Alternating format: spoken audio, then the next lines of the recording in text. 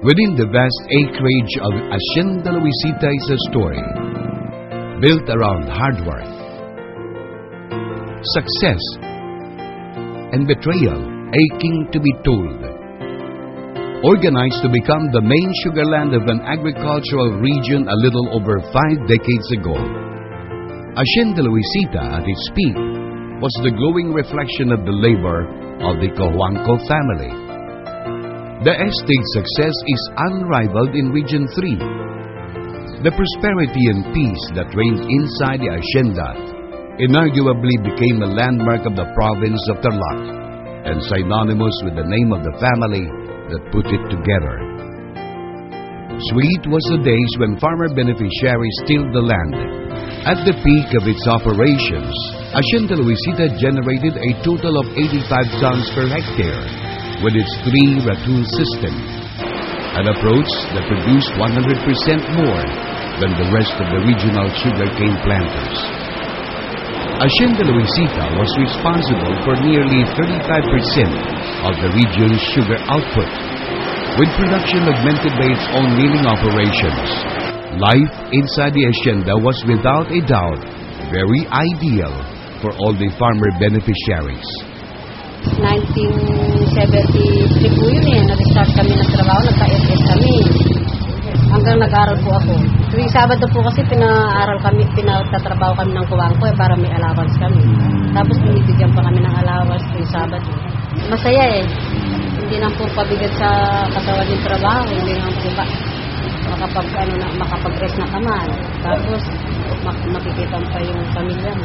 Pinili ko po talaga ang hacienda. Dahil libre sa hospital eh. Libre allowance yung mga anak ko, nag-aaral sila, libre allowance. Eh pag walang pag-enroll, nakakautang pa po kami.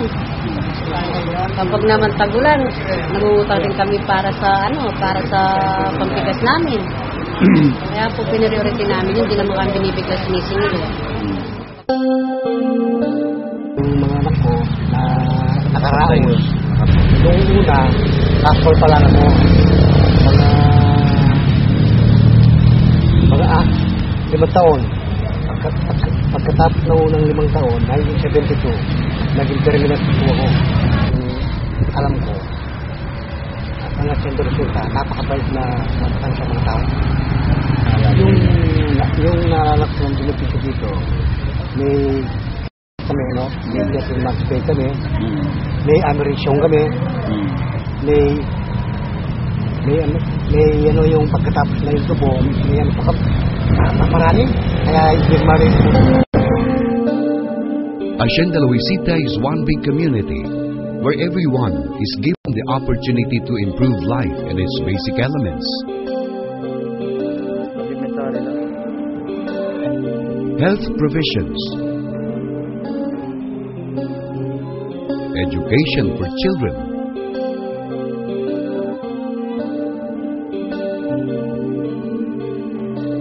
housing, and access to various support systems included. These prevailing conditions inside the hacienda lured other workers, majority of them unsuccessful land distribution beneficiaries under the land reform law that covered rice farms surrounding Hacienda Luisita. As a result, the hacienda family of workers consistently increased.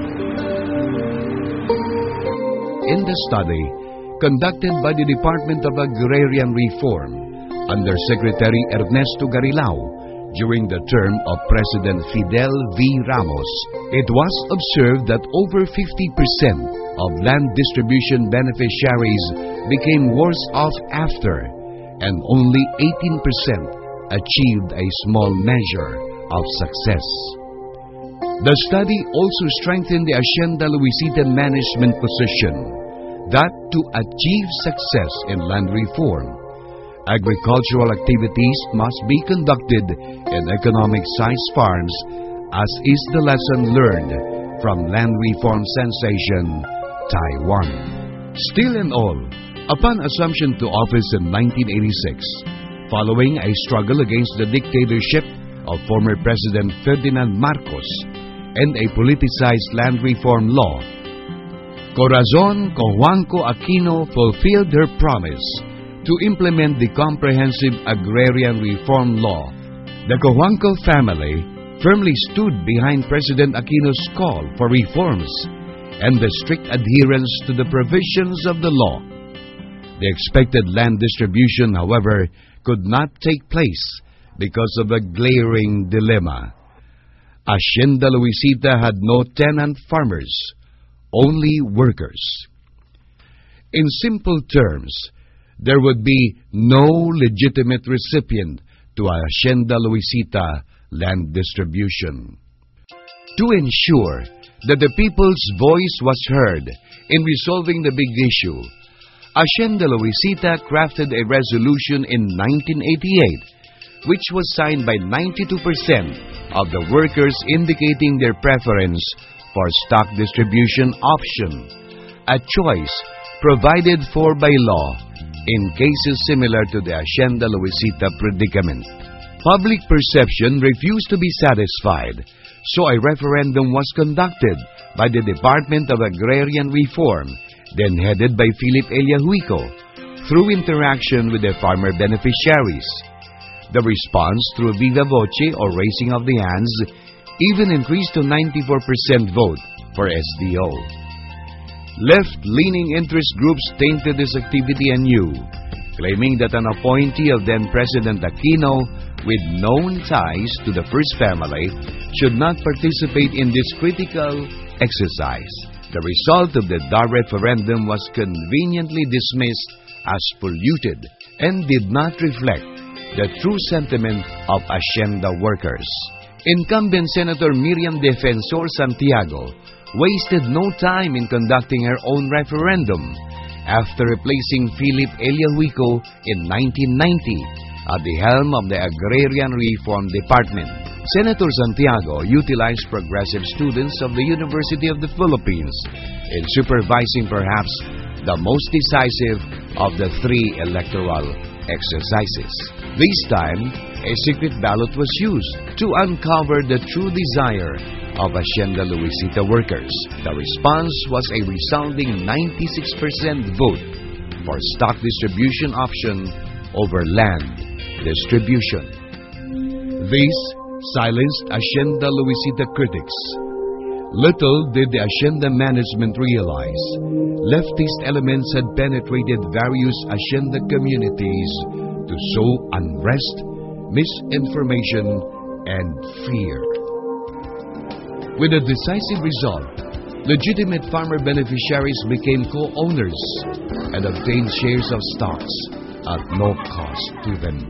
Majority of farmer beneficiaries were quick to realize that had they voted for land distribution, they would have to pay for the land they get, and survival would be nearly impossible regardless of the crop planted, with only 7/10 of a hectare till.